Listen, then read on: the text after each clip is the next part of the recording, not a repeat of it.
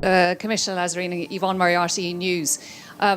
Israel has long accused UNRWA of failing to address its concerns over what they call infiltration by Islamic Jihad and Hamas amongst its ranks, something you've persistently rejected. But I'm wondering, given the point that we're at today, is there anything that UNRWA could have done differently over the past decade to avoid where we are today? Or do you think it was inevitable given the political context that you described? And just quickly on funding gap, you mentioned that you expect American funding to dry up next year. Has any member state approached you to say that they will plug that gap for you?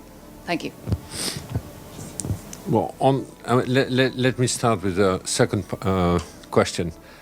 Usually member states never approach you to say we will fill the gap. Never, ever. So they might wait you to be on your knees or strangulated, and they might come to save you, but never, ever in advance. So, no. The short answer is no.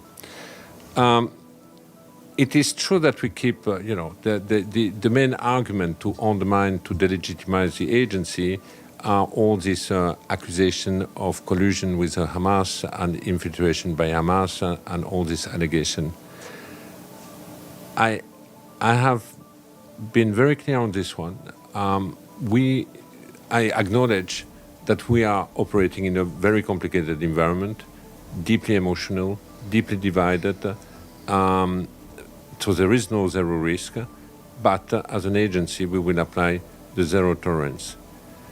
We are also an agency which basically is a human development agency, and I'm not like a state having police or intelligence services working for us. So we heavily rely on the member states.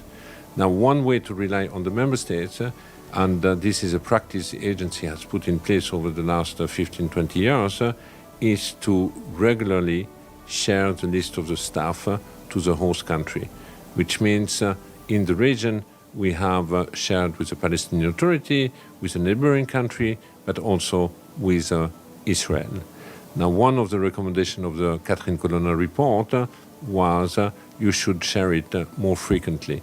So instead of sharing it on a yearly basis, we share it now on a quarterly basis. Now, having said that, we keep having allegation and allegation and allegation. When it comes to the use of our premises, for example, we keep hearing that the Hamas, Palestinian armed group, but also during this war, the Israeli army have used our premises for military operation.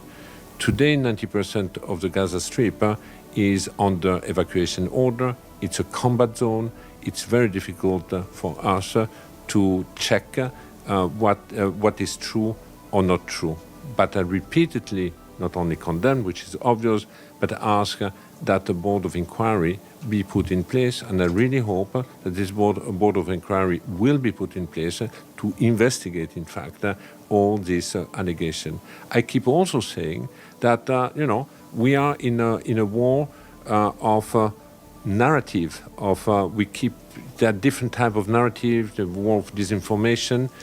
That's the reason why it is also so important that international journalists be present in Gaza.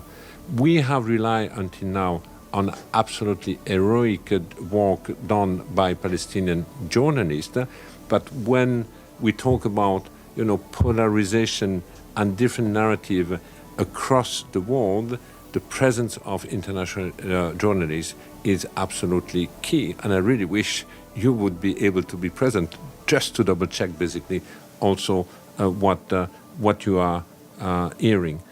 What would we have done differently? I think it's too early to answer this question because, of course, you ask a question about, the legacy of an agency across the last few decades. But again, I think reviews like the one we had from Catherine Colonna, coming with a certain number of recommendations. Our general observation was to say our systems are more robust when it comes to handle neutrality than any other UN agency, but because of the complexity of the region, because of how deeply divided the region is, and because also of our footprint, because the particularity of an agency like ours is that most of our staff come also from the community that we are serving. So bearing in mind all this element, more can be done, and this is the reason why we have fully embraced the recommendation of this review. But I think in the future, if we have a board of inquiry looking into all this allegation, they might also come with some of the lessons that we will have to, digest, process, and certainly also implement. My last point is we keep hearing about, the list of 100 staff being submitted to us, being accused to be armed militant. These are, again, allegations we are taking very seriously. I have written back. I've asked for more information about this.